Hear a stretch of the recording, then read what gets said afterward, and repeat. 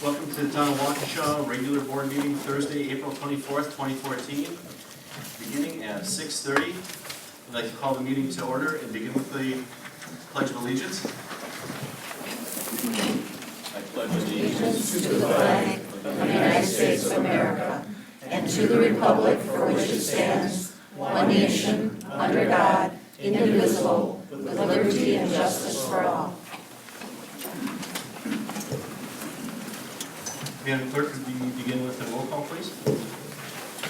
Chairman Merrick, Present.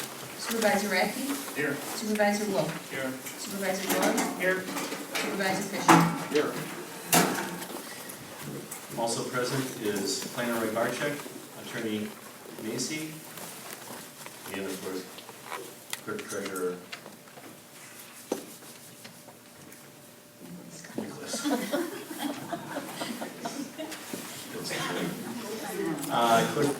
Clerk Nicholas, have we met all of the requirements of the open meetings law? Yes, we have. And then let's begin with citizens' comments.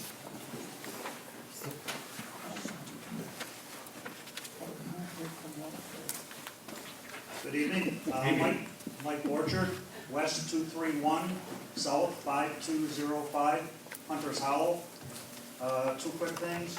First of all, I'd like to say how happy I am to have Jim Radke and Mike Dorr on our Board of Supervisors. I think it's a big improvement, and they will be instrumental in handling the town of Waukesha issues in a professional and timely fashion. The other item is section 6-3-12, Uniform Street Address System. Several years ago, the town sent letters out to all the residents that let them know they had to post their address signs. And there's 3 pages regarding that, shows them where to put it, sizes and everything. And if they didn't do that, the town would take care of it and bill those people on their tax code, and they would have to pay for it. Apparently that was never followed up with, because there are still a number of residents that don't have the proper address numbers and coordinates out there, and I believe that's very important for our police and fire people. So I'm suggesting that the board send these letters out again and follow up on this, that if the people don't take care of themselves, they will be billed for the labor and everything to do that. And that is all listed in this ordinance that's already in place. So, thank you. Thank you.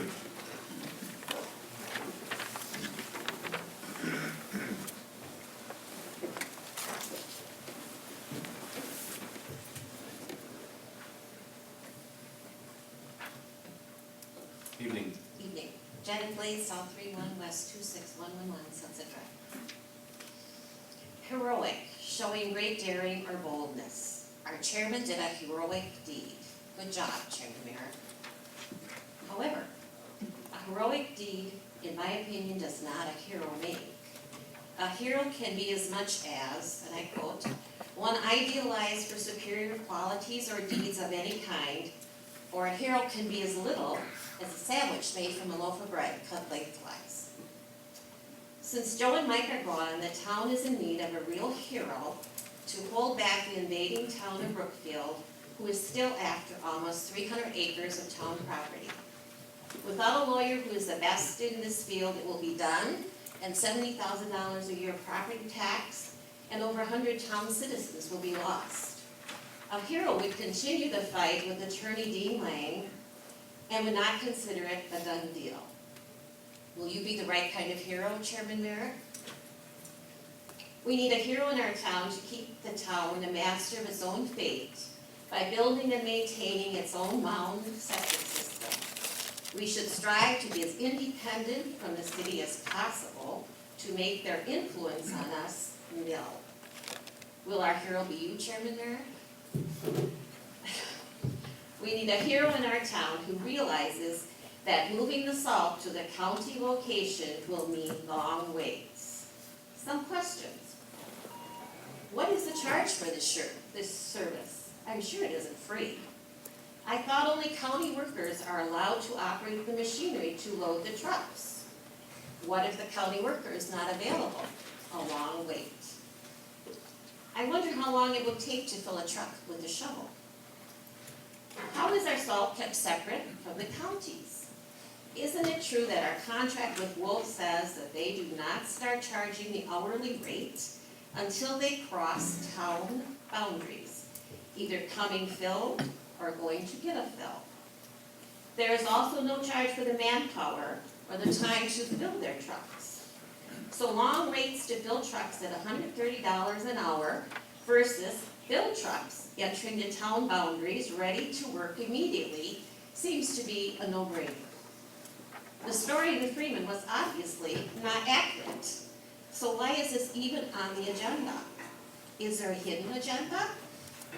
The right decision is obvious. Will the board make it? We need a hero or heroes in our town who embrace diversity in thought and technology such as Skype, which is now being used by Paul Rackus. We need heroes who do not resort to half-truths, misrepresentations, withheld information, and badgering techniques. Our new member, Mike Doerr, had this advice, and I quote, "Each member of the board is their own person and needs to avoid alliances that will drive the board apart." Hopefully, his actions and those of Jim Radke will be a reflection of these words. Will they and John Merrick be the right kind of heroes? Thank you.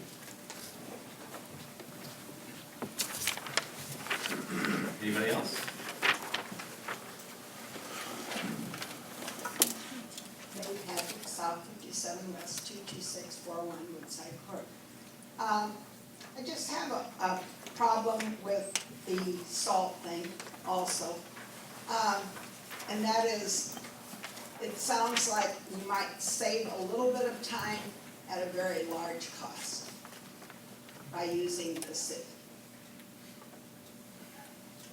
Thank you.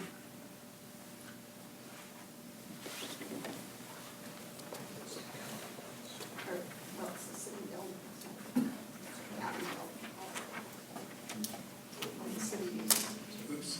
Sandy Hound, West 230, South 3827 Milky Way Road in town. My comment is on the salt as well, but not about the location. I really don't know the best thing for that. That's up to you guys. But I see there's a budget amendment for, I think, $60,000. I don't know where it's gonna come from. It says to be determined, obviously. But what worries me is that $60,000 is about 4% of what we spend in the year. So it seems like a substantial budget amendment. And what I'm worried about is when we're done moving monies around where we have room to take them from, which are things that we thought we needed to spend money on, are we then going to dip into the general fund?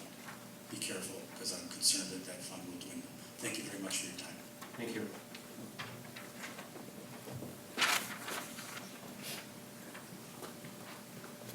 Anybody else? Going once, going twice?